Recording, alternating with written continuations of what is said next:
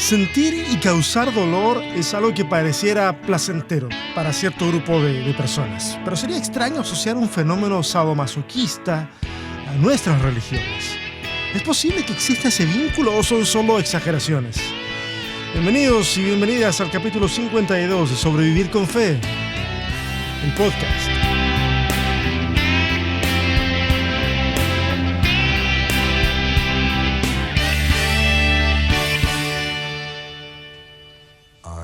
Too sexy for my love, too sexy for my love, love's going to leave me.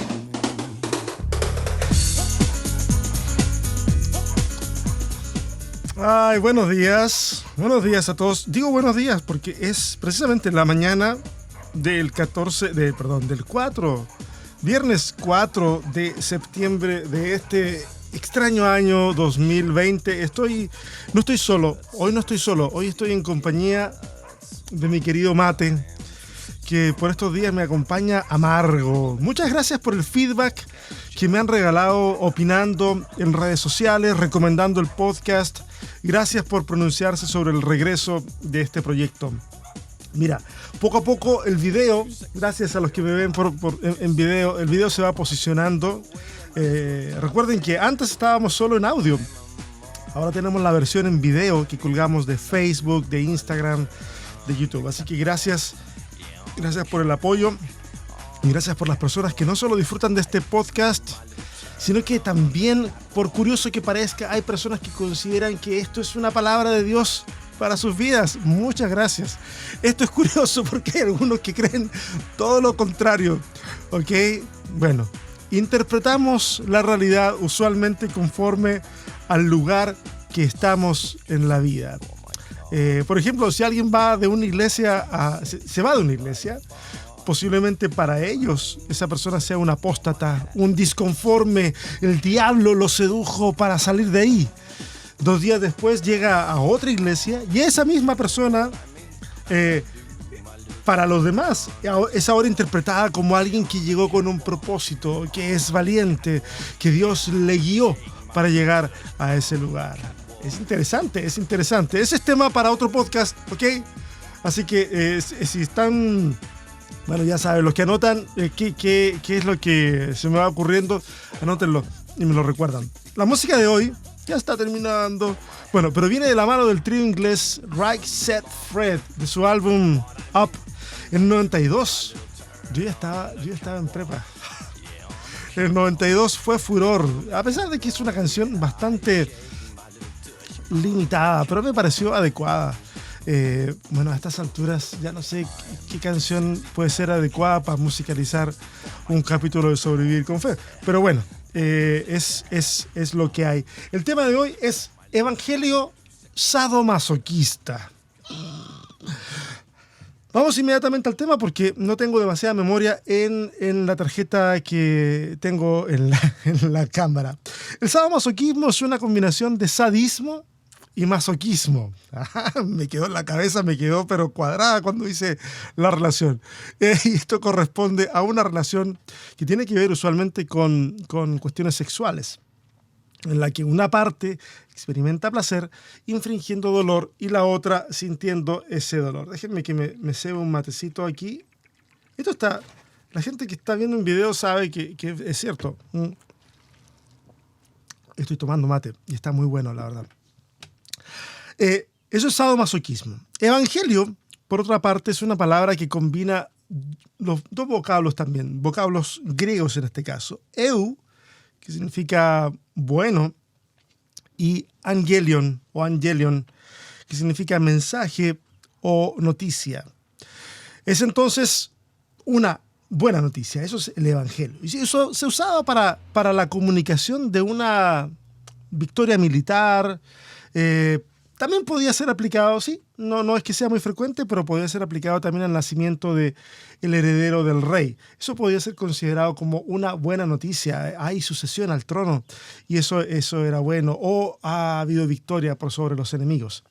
El evangelio entonces proclamaba, entre otras cosas, que la paz sería duradera, que los esclavos serían liberados, etc.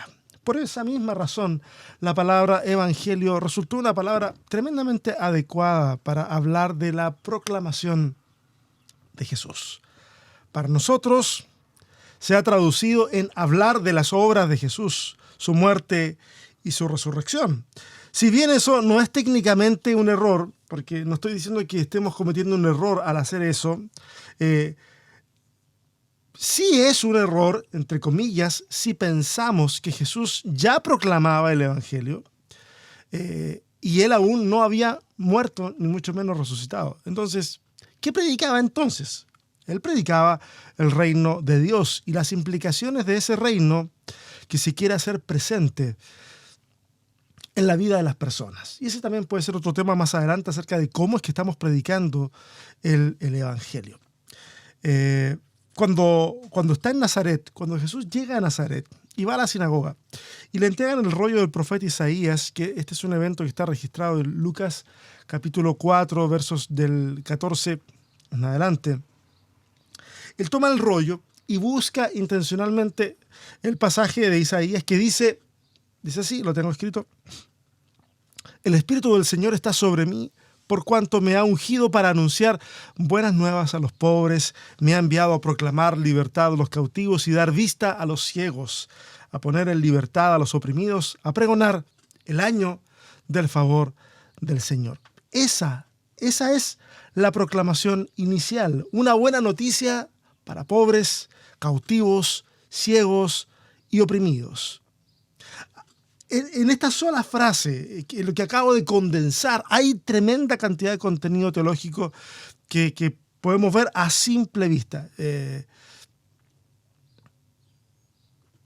Es evidente. O sea, por favor, déjame leerte nuevamente ese resumen. Pobres, cautivos, ciegos y oprimidos. Buenas noticias para ellos. Es evidente que este evangelio no pretende, ni por si acaso, ni por las tapas, imponer más dolor, sino todo lo contrario, aliviar el dolor. ¿Cómo entonces podríamos siquiera afirmar que existe un concepto siquiera relacionado al título de este podcast, Evangelio sadomasoquista? Mira, si tú lo piensas, es absurdo. O sea, si alguien está pensando en este momento hablar de evangelio y juntarlo con sadomasoquismo es una asociación absurda, pues tengo buenas noticias. Tienen razón, es totalmente cierto. No tiene ningún sentido juntar las dos cosas, ¿ok? O sea, ustedes tienen toda la razón. Este absurdo, sin embargo, existe, está presente. Y es posible verlo en acción, curiosamente, sin mayores obstáculos, sin mayores objeciones. Se pasea en nuestras narrativas religiosas con muy poca oposición.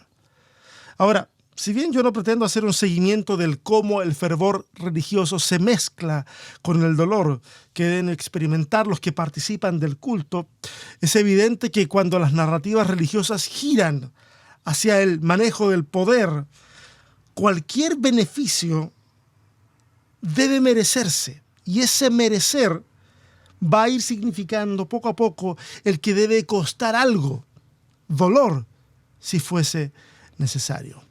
Hay gente que ha obtenido, por ejemplo, algo importante en la vida. No sé, qué sé yo, un logro profesional, económico, alguna habilidad musical, alguna habilidad artística que logró desarrollar, no sé, lo que a ti se te ocurra. Le costó esfuerzo, pero lo consiguió, lo logró y le hizo frente a muchas carencias. Y una vez que lo obtiene, se siente mal.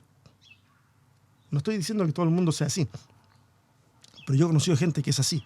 Se siente mal de ver que otros alcanzan lo mismo, pero con mucho menos esfuerzo. Como que sienten que para alcanzar lo mismo que alcanzaron ellos, a los otros debe costarles lo mismo o más. Y acá tenemos un problema que en realidad es generacional, ¿ok? Estoy sentando las bases de este razonamiento, okay, no me he ido para otro lado, por si acaso. Acá hay un problema generacional. Por ejemplo, nosotros, a lo mejor ustedes son testigo de frases como estas, como que, estoy hablando de frases dentro de la iglesia, como, en esos años sí era de valientes seguir al Señor. O caminábamos 1 hora y media para llegar al culto y ustedes se quejan porque tienen que tomar el autobús. Lo que quiero ilustrar es que no está lejos de nosotros el pensar o sentir que se debe pagar un precio para lograr ciertos objetivos en el ambiente religioso. De hecho, la expresión pagar el precio está muy presente en muchos discursos de muchos lugares. Y si bien de alguna manera es cierto, hay esfuerzos que deben hacerse, pero esto no puede ser un yugo que yo deba imponerle o que nos corresponda a nosotros imponerle a otros. En mi caso, la idea de un evangelio sadomasoquista, por lo menos sí, como aparece en mi mente, aparece cuando veo que tanta gente pareciera que experimenta un placer bastante torcido cuando ven o experimentan dolor desde su narrativa religiosa. Por ejemplo, si alguien ha ayunado por 2 días, ha leído su Biblia insistentemente y ha renunciado a otros placeres triviales como ver televisión o conectarse a su teléfono, siente que merece algo del cielo, siente que ahora está preparado o preparada para predicar, ministrar o lo que quieras. Es como que se cumple con la cuota de dolor necesaria para tener acceso a esa unción. Ahora, ¿de dónde sacamos esa idea?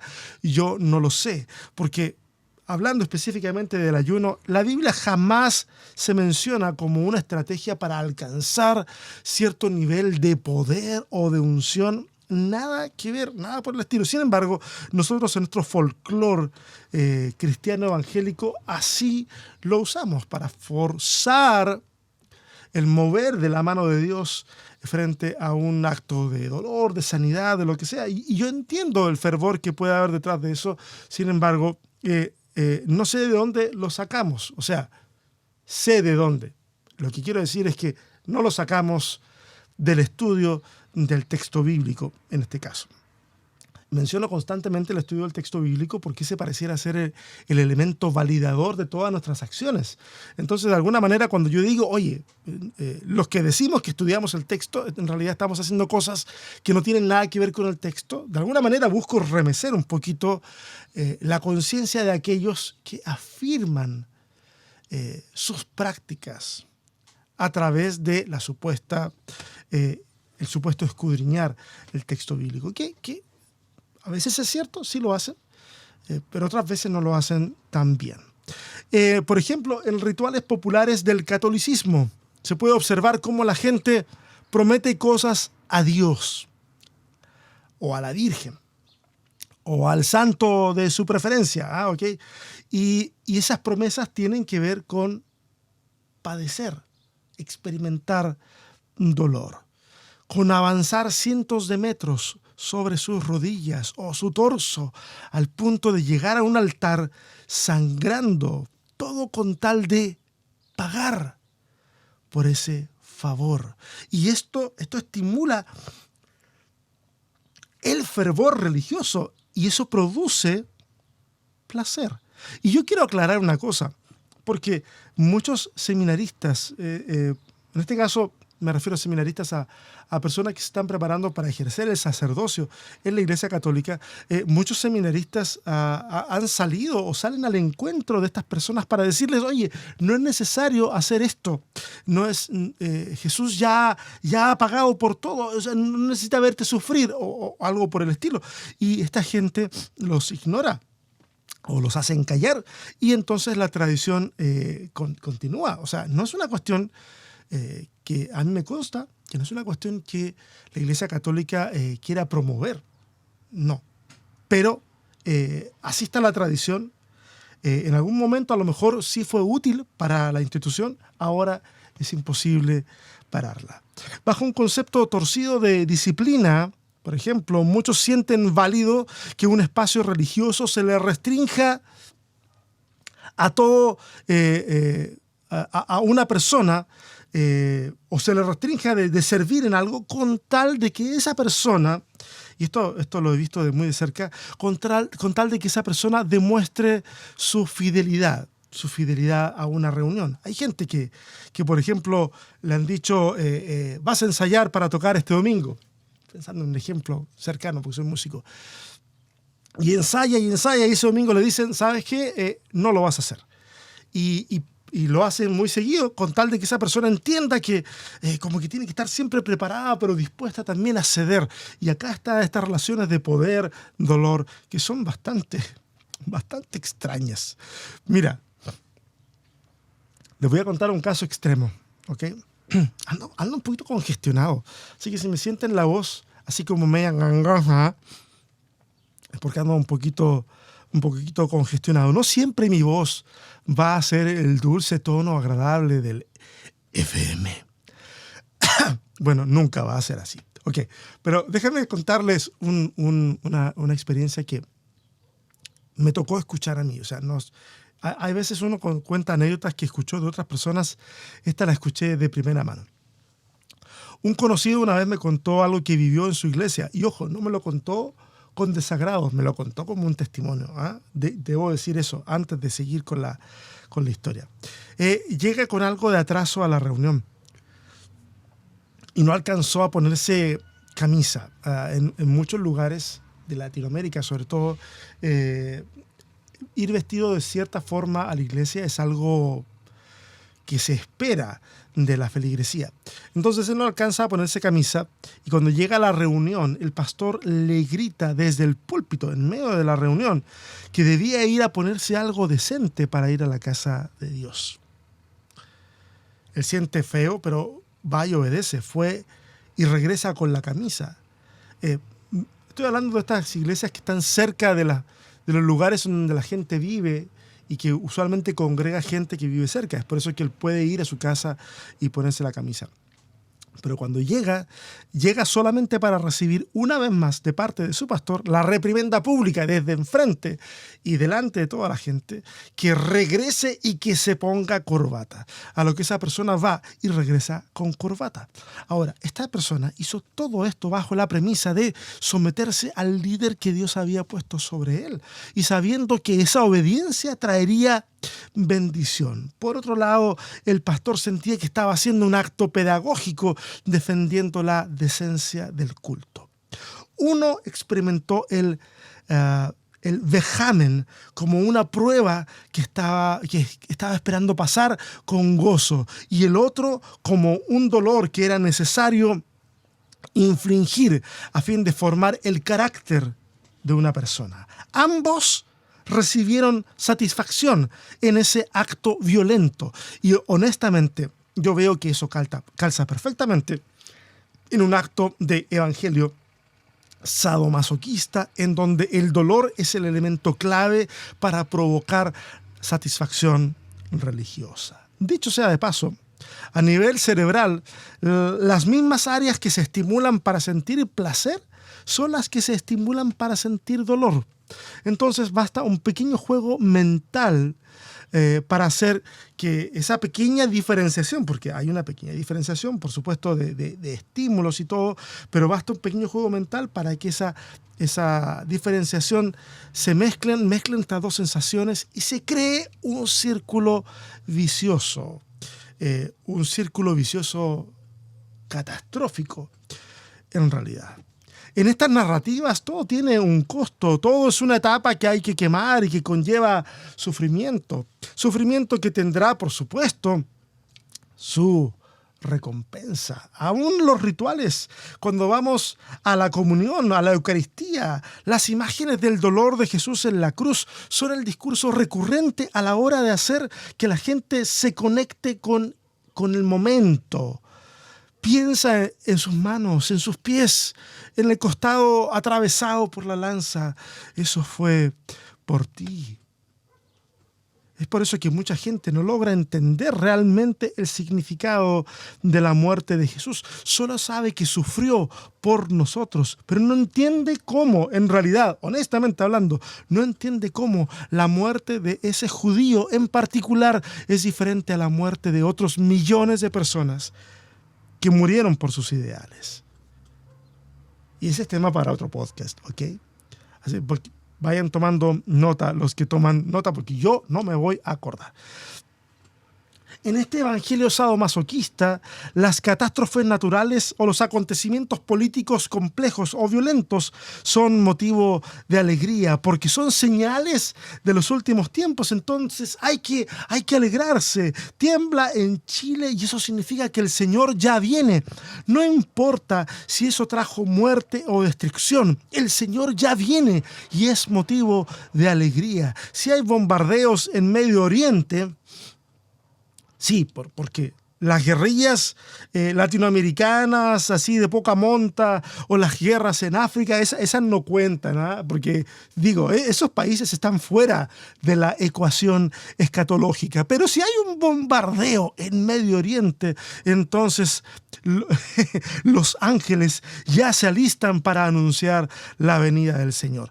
Digo, e insisto, no importa si hay muerte y destrucción, todo vale, porque es señal de los últimos tiempos. Y hay quienes coleccionan todas estas señales y arman videos mostrando cómo todo esto se está cumpliendo. Mira, un paréntesis, hace unos cuantos días atrás a un pastor acá en Chile fue golpeado por carabineros, que es la policía de acá. Déjame marcar esto.